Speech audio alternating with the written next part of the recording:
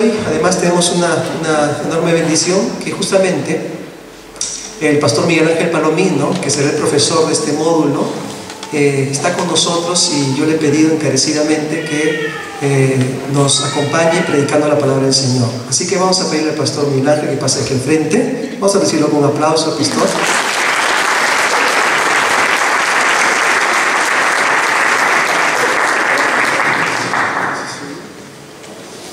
Dios les bendiga, hermanos. Para mí es una alegría estar con ustedes una vez más en esta mañana.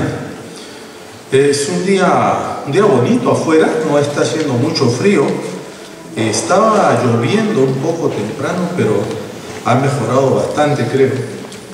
Y es un día para alabar y bendecir el nombre del Señor. Yo quisiera que por favor abran sus Biblias para compartir juntos la palabra en el libro de los Hechos, en el capítulo 2, y vamos a dar lectura al tema de esta tarde. Hechos capítulo 2. De paso, ustedes tienen en sus boletines el bosquejo, ¿no?, del sermón de esta mañana, así que pueden seguirlo también desde allí. Quiero leer algunos versículos del libro de los Hechos en el capítulo 2, versículo 1 en adelante. La palabra de Dios dice así: Cuando llegó el día de Pentecostés, estaban todos unánimes juntos, y de repente vino del cielo un estruendo como de un viento recio que soplaba, el cual llenó toda la casa donde estaban sentados. Y se les aparecieron lenguas repartidas como de fuego, asentándose sobre cada uno de ellos. Y fueron todos llenos del Espíritu Santo, y comenzaron a hablar en otras lenguas según el Espíritu les daba que hablasen. Moraban entonces en Jerusalén judíos, varones piadosos de todas las naciones bajo el cielo. Y hecho este estruendo, se juntó la multitud, y estaban confusos porque cada uno les oía hablar en su propia lengua. Y estaban atónitos y maravillados, diciendo: mirad, ¿no son galileos todos estos que hablan? ¿Cómo pues les oímos nosotros hablar cada uno en nuestra lengua en la que hemos nacido? Partos, medos, elamitas y los que habitamos en Mesopotamia, en Judea, en Capadocia, en el Ponto y en Asia, en Frigia y Panfilia, en Egipto y en las regiones de África, más allá de Cirene, y romanos aquí residentes, tanto judíos como prosélitos, cretenses y árabes, les oímos hablar en nuestras lenguas las maravillas de Dios. Y estaban todos atónitos y perplejos, diciéndose unos a otros: ¿qué quiere decir esto? Mas otros, burlándose, decían: están llenos de mosto. En otras palabras, están borrachos, no les hagan caso. Eso es lo que decía. Yo necesito mi control remoto. En el bolsillo arriba está mi control remoto, por favor, porque si no, no voy a poder pasar, por cierto, las diapositivas.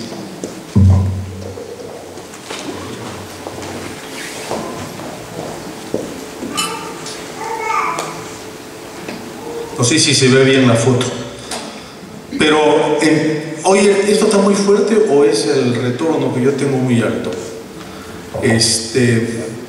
Decía que hoy entiendo que el tema que toca en el estudio de los domingos es la venida del Espíritu Santo.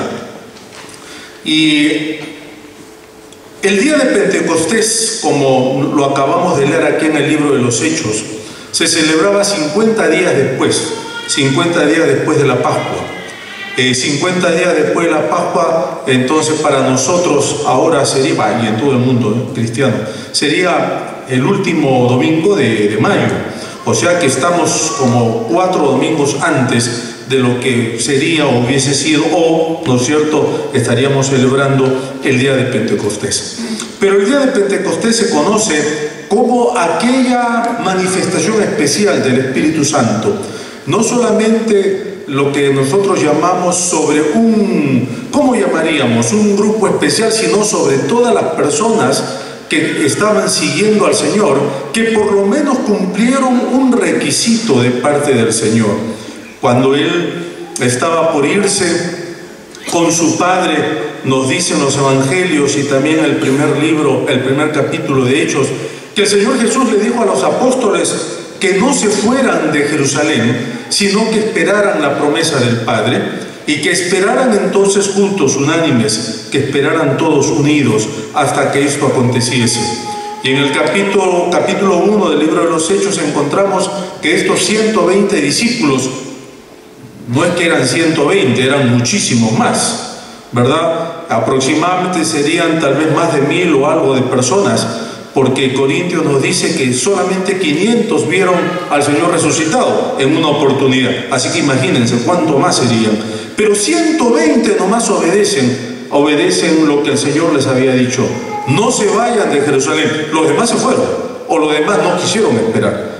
Y el Señor le dijo: a ustedes que esperan, a ustedes que están unidos, entonces les vendrá la promesa de mi Padre, que era justamente la bendición del Espíritu Santo.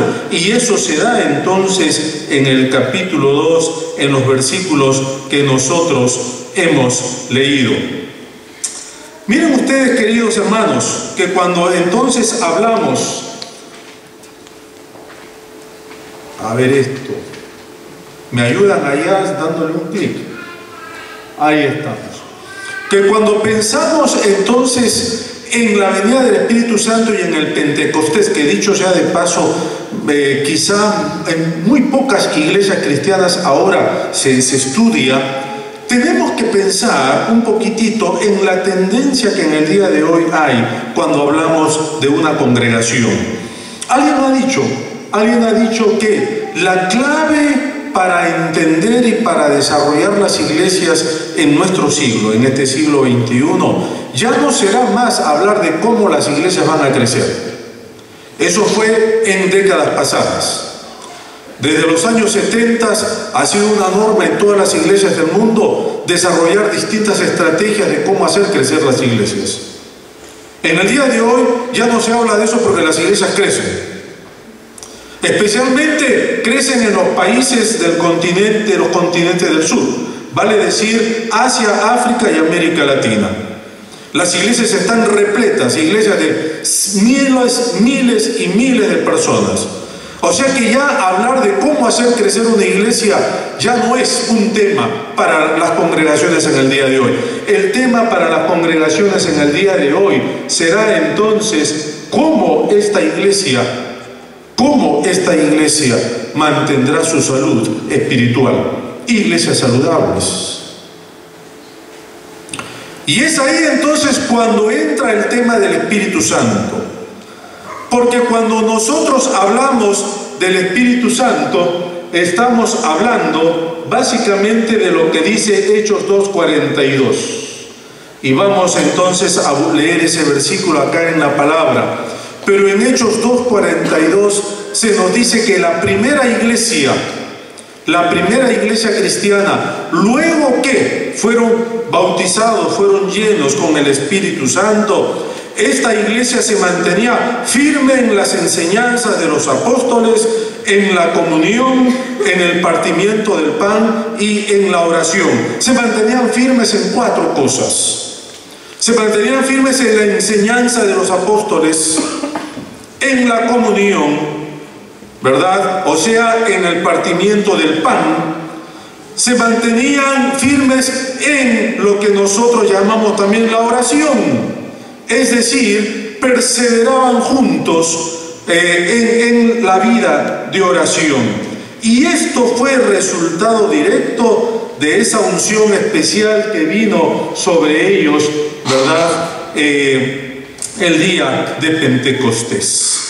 Y cuando hablamos nosotros de la venida del Espíritu Santo, del Pentecostés, estamos de una u otra manera también tocando lo que nosotros llamaríamos ese poder especial para vivir no solamente la vida cristiana como debemos vivirla, sino también para producir iglesias saludables. Queridos, Si bien no hay iglesia perfecta, y cuidado con eso, porque si alguno de ustedes cree que existe una iglesia perfecta y la encuentra, si tú encuentras la iglesia perfecta, mejor ni vayas a ella. ¿Sabes por qué? Porque la vas a arruinar. Porque si tú eres como yo, imperfecto, y encuentras la iglesia perfecta, la arruinas. No hay tal cosa como iglesia perfecta. Este asunto de dar vueltas de iglesia tras iglesia, de ir cambiándose de una a otra, visitando todas las iglesias, justamente es el resultado de no vivir una vida cristiana saludable. Y es por eso entonces que nosotros nos encontramos que el famoso predicador Moody, predicador de hace 2 siglos atrás, él decía: la doctrina del Espíritu Santo a menudo se pasa por alto por considerarla no práctica, y el resultado es la falta de poder en el testimonio y la obra entonces del creyente en la congregación. ¿Me ayudan? Y miren, hermanos, que esta doctrina, esta enseñanza está muy ligada a uno de los 4 temas de la Alianza Cristiana y Misionera. Díganme, por favor, ustedes queridos, ¿cuáles son los 4 temas del Evangelio cuádruple? Díganme. Cristo salva. Cristo salva. Cristo sana. Cristo santifica. Cristo viene otra vez. Solamente hay 3 o 4 hermanos que lo saben. Esto debemos nosotros saberlo todos. Esto es lo que la Alianza Cristiana y Misionera enseña. Cristo salva, Cristo santifica, Cristo sana y Cristo viene otra vez. Eso es lo que esta congregación enseña, queridos. Cuando alguien te pregunta a qué iglesia vas, y tú le dices: voy a una iglesia que se llama Alianza Cristiana y Misionera, seguramente que te van a preguntar: ¿y qué enseñan ahí? Ahora, si tú le dices: mira, ahí enseñamos a cantar, ahí enseñamos a esto, estás perdiendo lo que llamaríamos lo más importante de la Alianza Cristiana y Misionera, que es que aquí se enseña que Cristo salva, que aquí Cristo santifica, aquí Cristo sana, y el Señor vendrá por segunda vez. Amén. Y cuando pensamos entonces en todo esto, estamos hablando entonces que esta plenitud o esta bendición, o también como se le llama esta llenura del Espíritu Santo que afectó a los cristianos en la primera iglesia, es la presencia justamente de la tercera persona de la Trinidad en la vida del creyente. Así como el día que tú te convertiste a Cristo, tú llegaste a tener esa intimidad, esa unión personal con el Señor. La llenura o la santificación del Espíritu Santo es cuando tú tienes esa unión, esa intimidad con el Espíritu Santo. Sigamos un poco más. Cada vez que yo hago esto, ustedes me dan un clic allá, por favor, ¿sí? Ahora, esto significa entonces, en pocas palabras, que una persona, un creyente que está lleno del Espíritu Santo, que está, diríamos, viviendo en intimidad con el Espíritu Santo, es el creyente que las 24 horas del día, por ponerlo de alguna manera, las 24 horas del día, entonces, ¿no es cierto?, tiene su vida controlada por el Espíritu Santo, de la manera como aconteció en el libro de los Hechos en el capítulo 2. Es curioso, es curioso. Al final, el versículo que dimos lectura, versículo 13, dice que cuando la gente vio lo que estaba pasando con esta multitud que había sido bautizada con el Espíritu Santo, había sido llena con el Espíritu Santo, y hablaban de Dios en otros idiomas, claro, muchos dijeron: este es un milagro portentoso, lo cual fue. Pero dice que mucha gente se burlaba diciendo: no le hagan caso, están borrachos.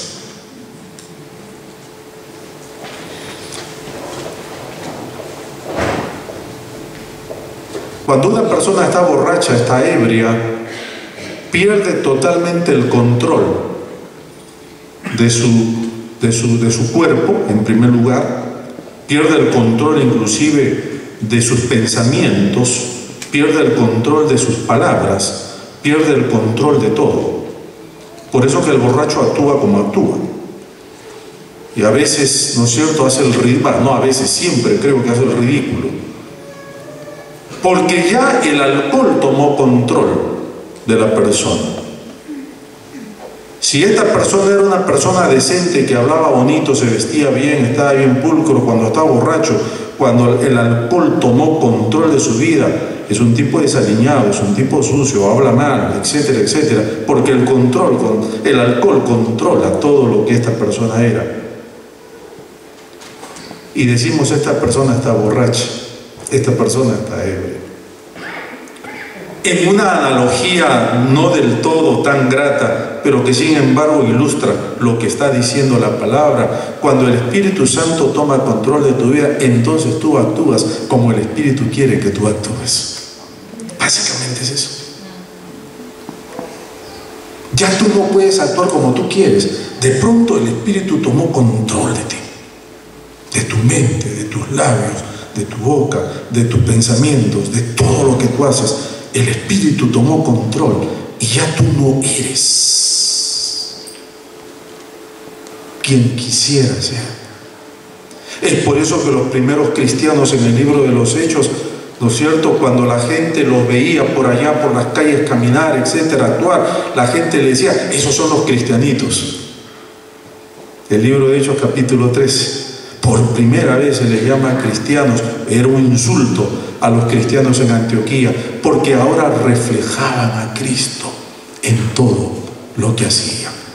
Y ahí, hermanos queridos, que nosotros decimos que la vida cristiana no es una religión. Una religión es seguir patrones, conductas, reglas. Y si tú no cumples con tales cosas, entonces te cae un castigo. La vida cristiana no es eso. La vida cristiana es simplemente conocer a Cristo y dejarse controlar por el Espíritu Santo. Y el Espíritu Santo toma posesión totalmente de tu vida.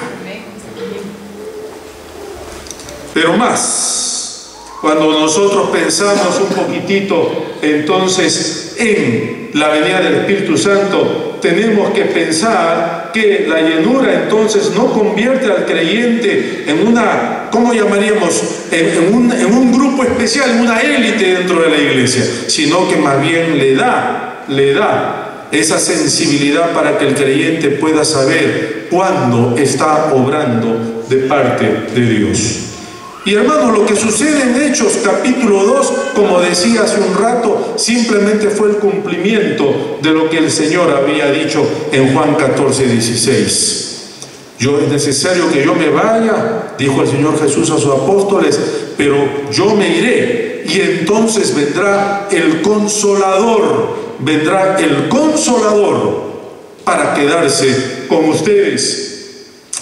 La palabra consolador en el idioma original del Nuevo Testamento es esta palabra un poquito fea, que es paracletos. Y es bonito saber su etimología. La primera parte, porque es una palabra compuesta, la primera parte, para, es una preposición, significa estar al lado de alguien. Y la otra, kletos, es alguien a quien yo llamo. Entonces es alguien a quien yo llamo para que esté a mi lado. Ese es el Paracleto, el Espíritu Santo.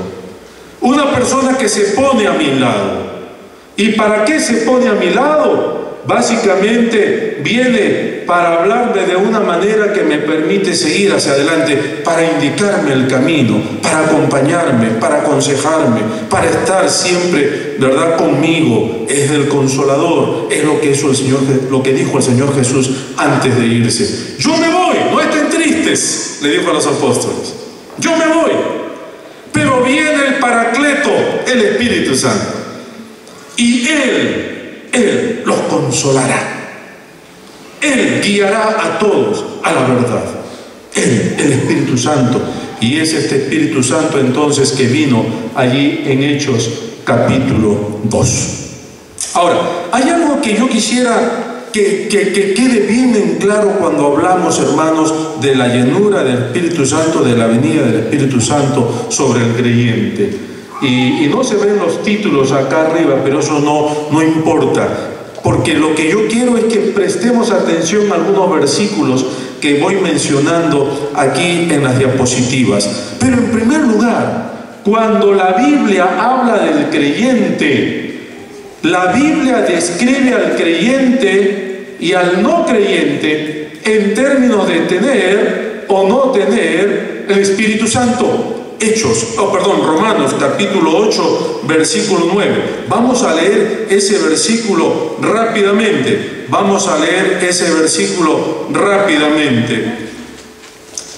Romanos 8, 9. Miren lo que dice este versículo. Es muy importante que nosotros lo tengamos inclusive subrayado allí en la Biblia.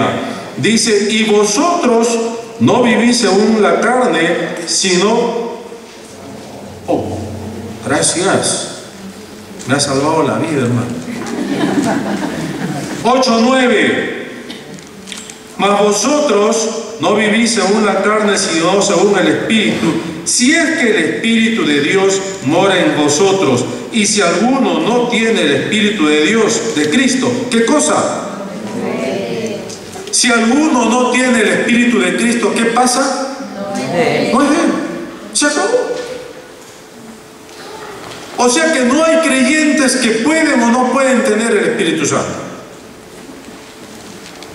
Si tú eres un creyente, un hijo de Dios, tienes al Espíritu Santo porque vives, como dice aquí el apóstol Pablo, ¿verdad? Vives según el Espíritu.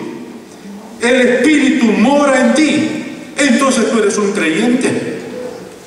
Si alguien dice, no, yo no tengo el Espíritu, entonces cuidado. Tal vez todavía no has tenido la experiencia de la conversión.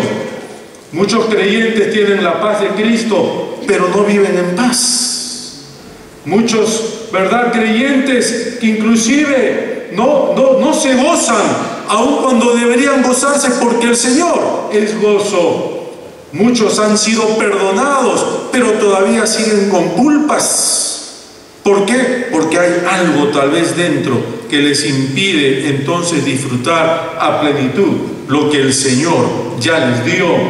Tenemos el Espíritu, pero tal vez no estamos viviendo en el poder del Espíritu.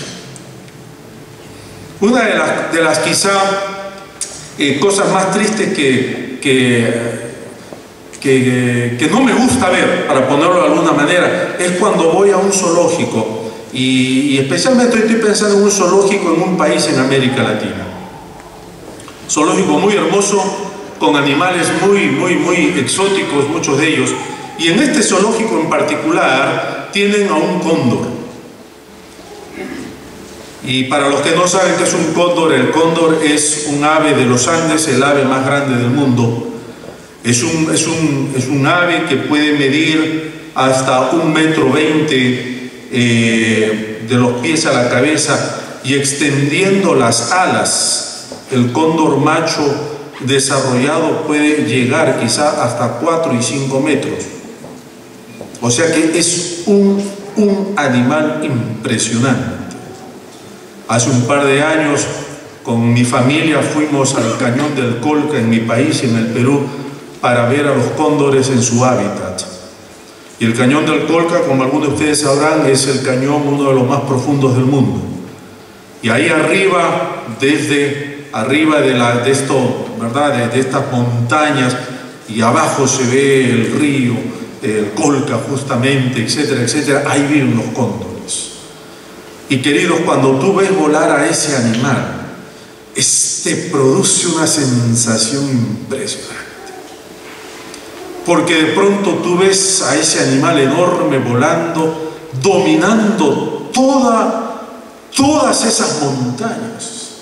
Son miles de metros de profundidad. y el cóndor sube y baja y vive allí arriba en las alturas, y de pronto pasaba por encima de nuestras cabezas y como que nos miraba así, haciendo su cabecita, ¿verdad? Como diciendo, ¿y estas hormigas qué harán acá?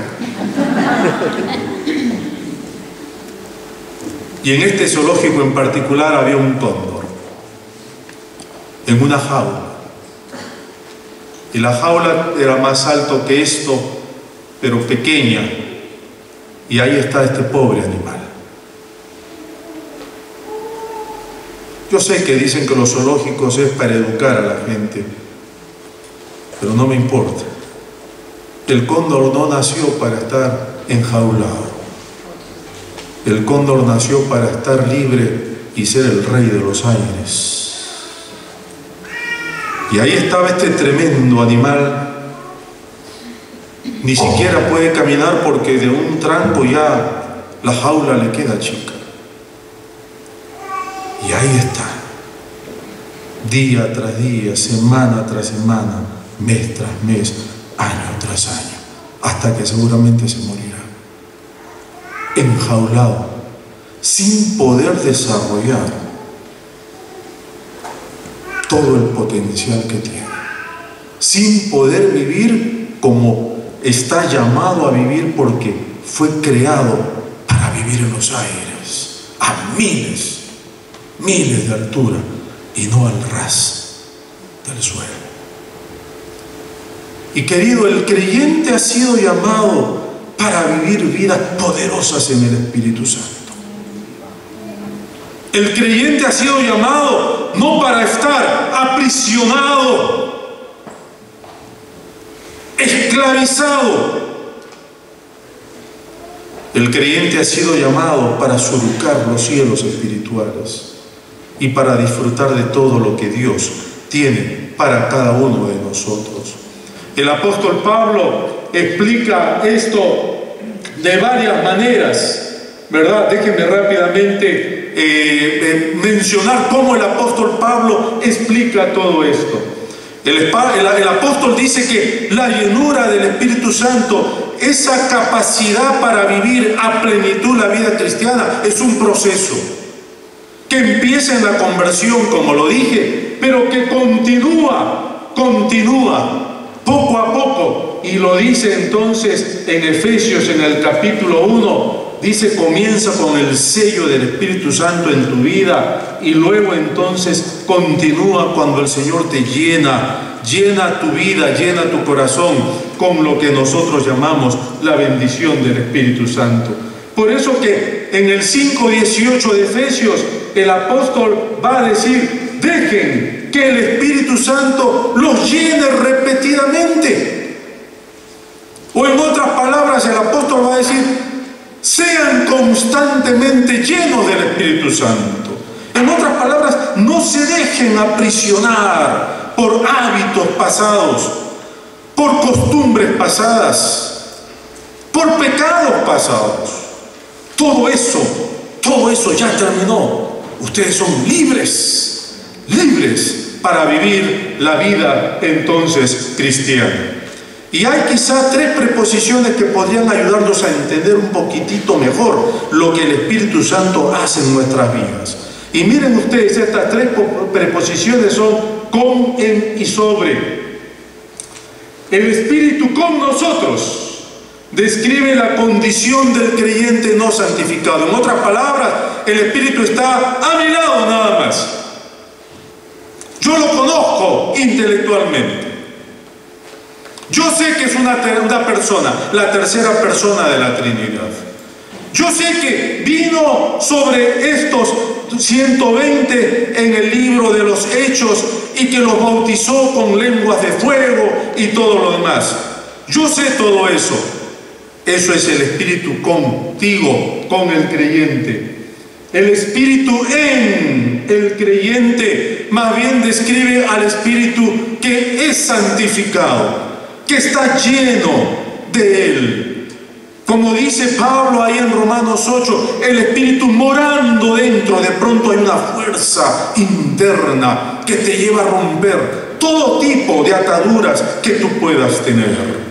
Dicho sea de paso, hermanos, Cuando nosotros pensamos en eso, tenemos que pensar seriamente en que no podemos vivir la vida cristiana a menos que el Espíritu Santo more en tu corazón. Porque de lo contrario tendrás el conflicto que Pablo habla también en Romanos. Yo quiero hacer lo bueno, pero ¿qué cosa hago? Dígame. Lo malo. Pero en tercer lugar, entonces el Espíritu sobre nosotros describe una manifestación mayor de Dios sobre la vida del creyente. Es lo que pasó aquí en este pasaje en particular de Hechos. De pronto el Espíritu viene sobre ti y te capacita para algo especial. Y claro, no estamos hoy para hablar de esto, pero yo podría hablarles de muchos casos así, queridos, en que el Espíritu viene sobre un grupo de personas. ¿Se acuerdan? En la iglesia de Antioquía, en el capítulo 13 del libro de Hechos, dice que los líderes de la iglesia, los pastores y maestros de la iglesia estaban orando y ayunando, y en eso el Espíritu vino sobre ellos y les habló diciendo: sepárenme a Saulo, a Pablo, a Bernabé, para enviarlos, para que vayan, ¿verdad?, a predicar el Evangelio. Vino sobre ellos. Entonces está el Espíritu yo lo conozco solamente de oídas. Está el Espíritu en ti cuando en verdad te ha llenado y controla totalmente tu vida. Y está el Espíritu cuando en alguna ocasión en especial, ¿verdad?, viene sobre ti o sobre un grupo de hermanos para encomendar alguna tarea en especial. Ahora, déjenme ir un poquitito más. ¿Se puede pasar? ¿Me ayudan? Ahí estamos. Esto tiene que ser una constante en la vida del creyente. Tiene que ser una constante en la vida del creyente. El doctor Alberto Benjamin Simpson, quien fundó la Alianza Cristiana y Misionera, él acostumbraba a decir, en la antigüedad las personas escribían un diario, ¿no? Escribían un diario donde escribían todo lo que les pasaba. En el día de hoy ya no hacemos eso, pero lo hacemos en Facebook, de alguna manera, ¿no? Es curioso lo que la gente pone en Facebook. De paso, yo no estoy en Facebook, así que no me busquen o lo que sea, no estoy, pero conozco gente que está. Y me dicen que es curioso porque la gente dice: estoy sentado viendo televisión. Y gente que está viendo televisión entra, mira y dice: me gusta.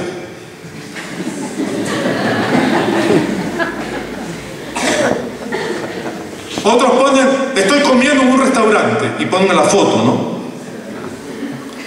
Y otro que no come seguro le contesta y le dice: no me gusta.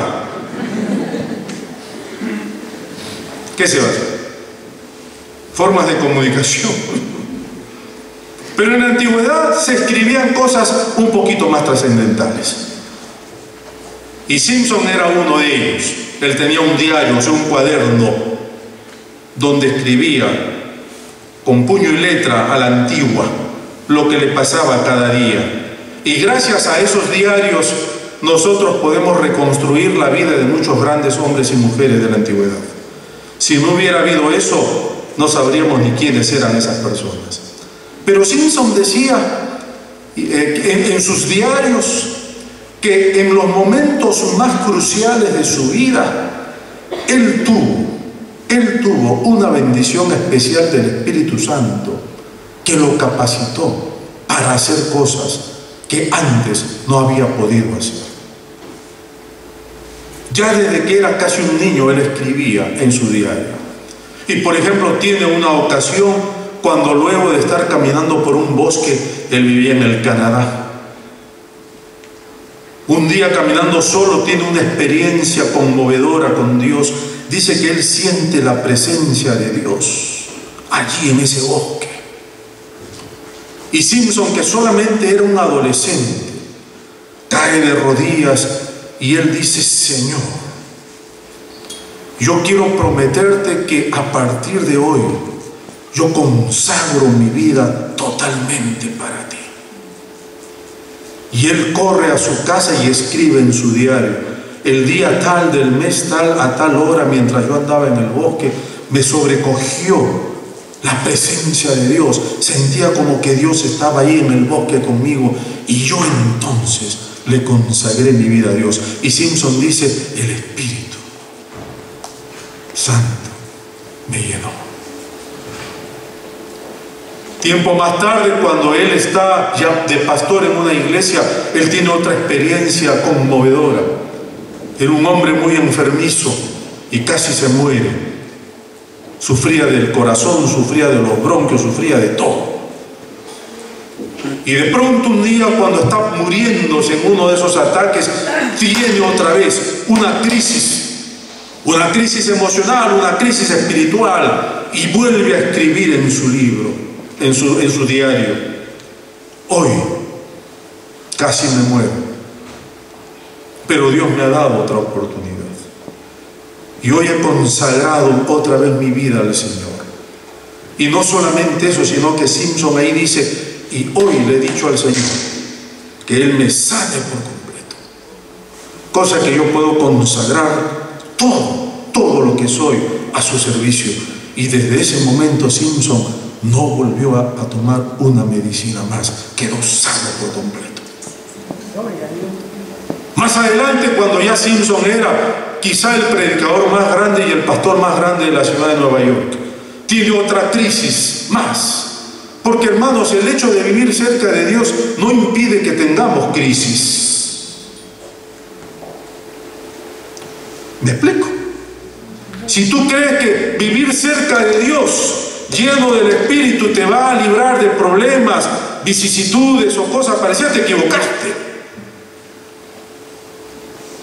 Eso no es lo que vemos en las Escrituras. Pablo hasta el final de sus días luchó con un aguijón que no sabemos qué cosa era, pero era algo terriblemente doloroso. Eso sí lo sabemos. De lo contrario, tú caminas con una espina en el pie, en los zapatos, a ver si no duele.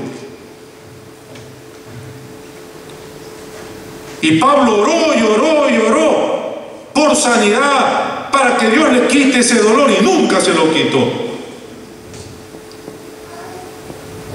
Porque el Señor le decía: bástate mi gracia, porque mi fortaleza se perfecciona en tu debilidad.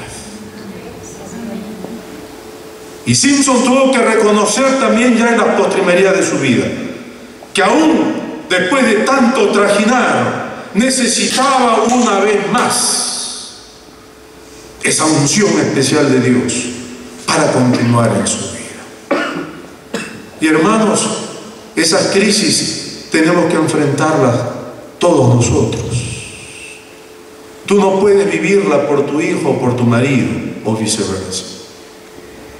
Cada uno tiene que enfrentar aquello, porque eso es crecer profundamente en el Señor. Y eso a nosotros, hermanos, nos habla entonces que debemos estar, si se quiere así, buscando esto en oración y aceptar por fe que el Señor quiere tomar posesión completa entonces en nuestras vidas. Y yo quiero que tú te imagines esto, que tu vida es como un círculo, como esto de acá. Y quiero que te imagines, querido, a tu familia, tus sentimientos, amigos, dinero, trabajo, habilidades, ambiciones personales, recuerdos, tu aspecto físico. Todas son estas cosas importantes que tenemos, pero que muchas veces impiden que el Señor pueda llenarte de Él. ¿Cuál de estas cosas, o quizá otras que no están acá, te impiden ser lleno del Espíritu Santo? Es una pregunta que tenemos que hacernos. ¿Cuál de estas cosas de acá u otras te impiden a caminar en el poder de Dios? Una de las cosas más asombrosas que me tocó ver en la India fue a estos animales, estos elefantes. Y yo solamente había visto elefantes otra vez en los circos o en los zoológicos. Pero ver a estos animales caminando ahí en su hábitat, libres, es una cosa impresionante. El elefante caminando por las calles al lado de los autos, de los coches, impresionante. Tú estás sentado ahí y ves una cosa que se aparece por la ventana. Imponentes. Pero también me tocó ver en una oportunidad uno de estos elefantes controlado por un niño que lo tenía atado con una cadena, pero una cadena delgadita. Y ese coloso hacía lo que el niño prácticamente le pedía hacer. Yo decía, ¿cómo un animal tan poderoso puede someterse a la voluntad de un niño? ¿Cómo es posible? Y recordaba lo que una vez yo había leído, que en un circo había un elefante que no estaba ni atado ni nada, pero el elefante caminaba como 5 metros para un lado y retrocedía, caminaba como 5 metros para otro lado y retrocedía, caminaba como 5 metros para el otro lado y volvía a su lugar de origen. Hasta que de pronto alguien pregunta y dice, ¿por qué el elefante hace eso? ¿Por qué camina hasta allá y vuelve? ¿Por qué camina hasta allá y vuelve? Va hasta allá y vuelve, y así todo el día. Y alguien le dijo, ¿por qué este elefante desde que nació lo tenían encadenado? Tenía una cadena a la pata a un poste, y la cadena solamente medía 5 metros. Y ese animal se acostumbró a caminar 5 metros para allá, 5 metros para allá, 5 metros para acá. Ahora que ya no tiene cadena y es un elefante maduro, todavía está atado por su imaginación y por sus hábitos aquí.